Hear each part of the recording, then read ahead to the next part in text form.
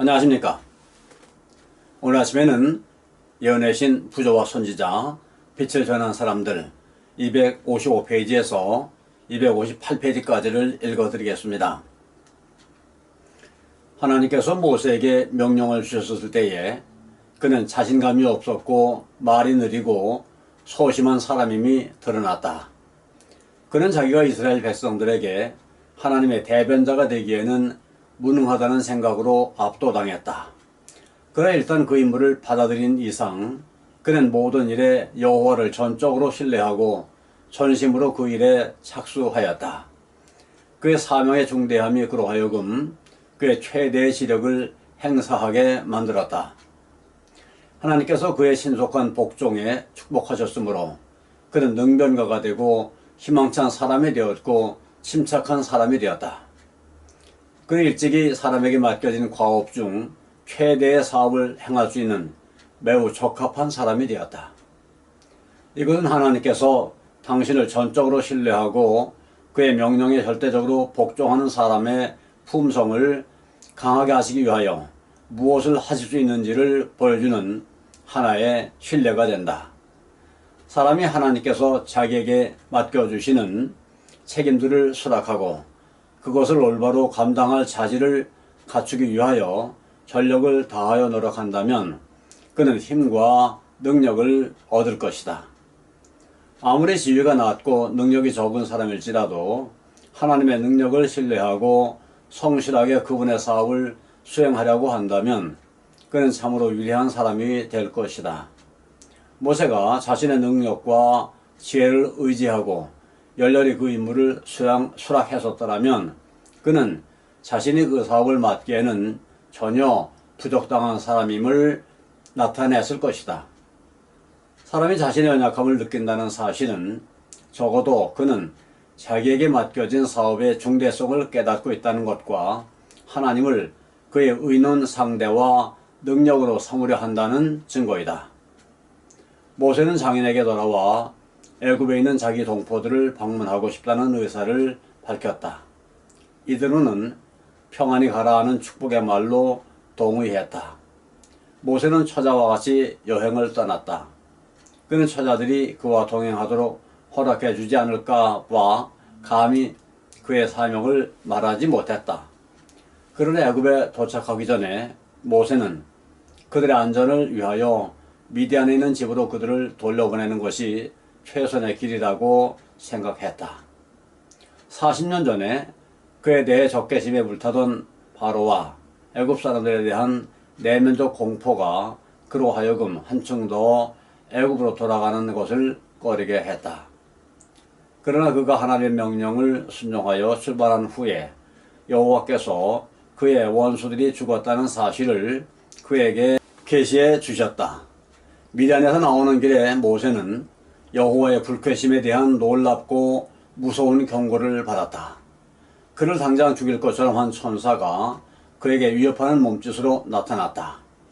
아무 설명은 없었으나 모세는 그가 하나님의 요구 중 하나를 무시한 것을 기억하였다. 아내의 권위에 못 이겨 그는 막내 아들에게 할례식을 거행하는 일을 등한히 하였다. 모세는 그의 아들이 이스라엘로 더불어 세우신 하나님의 언약의 축복을 받을 자격을 얻게 해주는 조건을 이행하지 않았다. 그들이 선택한 지도자에게 있는 이런 태만이 백성에게 보내시는 하나님의 교훈의 능력을 감소시킬 수밖에 없었다. 십보라는 남편이 죽임을 당하지 모른다는 두려움으로 손수 의식을 거행하였다. 그제야 천사가 모세로 하여금 여행을 계속하도록 허락해 주었다. 모세는 바로에 대한 그의 사명을 수행하기 위해서는 매우 위험한 처지에 놓이지 않을 수 없었다. 그의 생명은 거룩한 천사들의 보호를 통해서만 보존될 수 있었다. 그러나 그가 알고 있는 의무를 등한히 하는 생활을 사는 한 천사들의 보호를 받을 수 없기 때문에 결코 안전하지 못할 것이었다.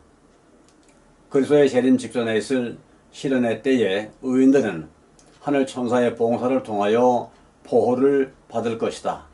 그러나 하나님의 율법을 범한 자들에게는 안전이 없을 것이다. 그때에 천사들은 하나님의 교훈 중 어느 하나라도 무시하는 사람들을 보호할 수 없다. 제23장 애굽의 재앙. 아론은 천사들의 지시를 받고 오랫동안 헤어져 있던 아울을 만나러 나아갔다. 그들은 호렙산 근처에 있는 적막한 광야에서 만났다. 이곳에서 그들은 서로 이야기를 나누며 모세가 자기에게 부탁하여 보내신 모든 말씀과 여호와께서 자기에게 명하신 모든 이적을 아론에게 고하였다. 함께 애국으로 여행하여 고센 땅에 도착한 후 그들은 이스라엘 장로들을 모으기 시작했다. 아론은 하나님께서 모세에게 하신 모든 일을 그들에게 거듭 말한 후에 하나님께서 모세에게 주신 표적을 백성 앞에 보였다. 백성이 믿으며 여호와께서 이스라엘 자손을 돌아보시고 그 고난을 감찰하셨다 함을 듣고 머리 숙여 경배하였다. 모세는 또한 왕에게 전할 기별을 가지고 있었다.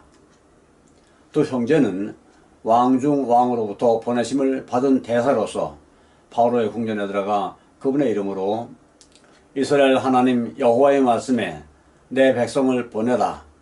그들이 광야에서 내 앞에 절기를 지킬 것이니라 하셨나이다 고 말했다. 왕은 여호와가 누구건데 네가 그 말을 듣고 이스라엘을 보내겠느냐 고 질문하면서 나는 여호와를 알지 못하니 이스라엘도 보내지 아니하리라 고 말했다. 그들은 히브리인의 하나님이 우리에게 나타나셨은즉 우리가 사흘쯤 광야에 가서 우리 하나님 여호와께 희생을 드리러 하오니 가기를 허락하소서. 여호와께서 온역이나 칼로 우리를 치실까 두려워하나이다 라고 대답했다. 그들에 대한 소식과 저희가 백성들을 선동하고 있다는 소식이 벌써 왕의 귀에 들어갔다. 왕은 분노하였다. 그는 모세와 아론아 너희가 어찌하여 백성으로 역사를 쉬게 하느냐. 가서 너희의 역사는 하라 고 말하였다. 그 나라는 벌써 이 낯선 사람들의 관여로 인하여 손실을 입고 있었다. 이것을 생각하고 왕은 이제 나라에 이 백성이 많거늘 너희가 그들로 역사를 쉬게 하는도다 라고 덧붙여 말했다. 이스라엘 백성들은 촉박 중에 있는 동안 어느 정도 하나님의 율법에 관한 지식을 잊어버리고 그 교훈에서 떠나 있었다. 전반적으로 안식일은 무시되었고 그들의 감독들의 가혹함이 안식일 준수를 사실상 불가능하게 만들었다. 그러나 모세는 하나님을 순종하는 일이 구원의 첫째 조건이라는 것을 백성들에게 보여주었다. 안식일 준수를 회복하려는 노력을 압박자들이 알아차렸다. 왕은 대노하여 이스라엘 백성이 그를 섬기는 일에 대해 반역을 기도하는 것이라고 의심하였다.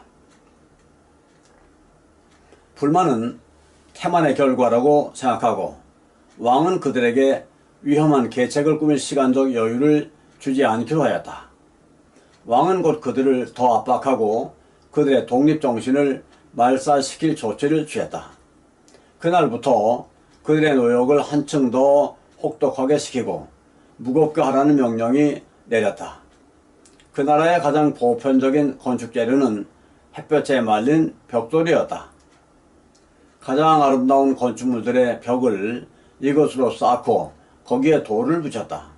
그리고 벽돌 제조에 수많은 노예들이 동원되었다. 짚을 썰어서 진흙과 섞어서 진흙을 결합시켜야 하였으므로 이 일에는 막대한 양의 짚이 요구되었다. 왕은 이제부터 더 이상 짚을 공급해 주지 말라고 지시했다. 노역자들은 스스로 그것을 구하여 전과 똑같은 양의 벽돌을 만들어내도록 강요당했다. 이 명령은 온 나라에 있는 이스라엘 백성들에게 큰 고통을 안겨주었다. 애굽인 감독들은 히브리인 직원들을 임명하여 그들로 백성들의 일을 감독하게 하고 저희로 하여금 저희 관할 하에 있는 사람들의 노역에 대해 책임을 지도록 했다. 왕의 명령이 시행되자 백성들은 짚이 없어 온 나라에 흩어져 집 대신에 곡조 그루터기를 모았지만 종전과 같은 작업량을 달성하기는 불가능하다는 것을 알게 되었다. 이 일의 실패로 인하여 히브리인 직원들은 잔인하게 매를 맞았다. 이들 직원들은 이러한 압박이 그들의 감독에서 나온 것이지 왕의 뜻이 아니라고 생각하고 왕에게 나아가 억울한 사정을 호소했다. 그러나 바로는 다음과 같이 그들의 항의를 정했다. 너희가 게으르다. 게으르다. 그러므로 너희가 이르기를 우리가 가서 여호와께 희생을 드리자 하는도다. 어떤 일이 있어도 그들의 역사를 경감시킬 수 없다는 선언과 함께 일터로 돌아가라는 명령을 받았다. 감사합니다. 오늘 아침에는 여기까지를 읽어드렸습니다.